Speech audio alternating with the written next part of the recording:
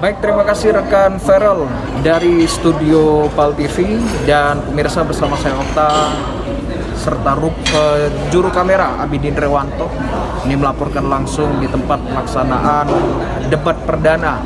dari masing-masing calon bupati dan calon wakil bupati Kabupaten Ogan Ilir sejak pukul 14.00 waktu Indonesia bagian Barat atau jam 2 siang tadi pemirsa sudah berlangsung pelaksanaan debat dan baru selesai pada pukul 16.00 waktu Indonesia bagian Barat atau pukul 4 sore ini tadi pada masing-masing calon dalam melaksanakan debat ini berjalan dengan lancar dan kondusif. Ada 4 segmen yang dilewati oleh masing-masing calon, mulai dari pemaparan visi dan misi, kemudian juga menanggapi pertanyaan dari panelis. Selanjutnya juga tadi dari masing-masing calon ini diberi kesempatan untuk saling menanya langsung antar pasangan calon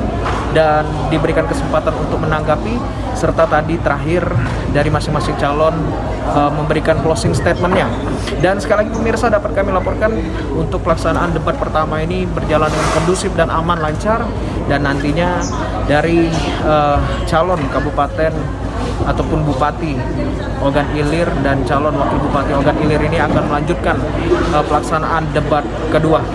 Demikian untuk sementara ini kepada rekan Feral yang dapat kami laporkan dari Hotel Herbar Palembang.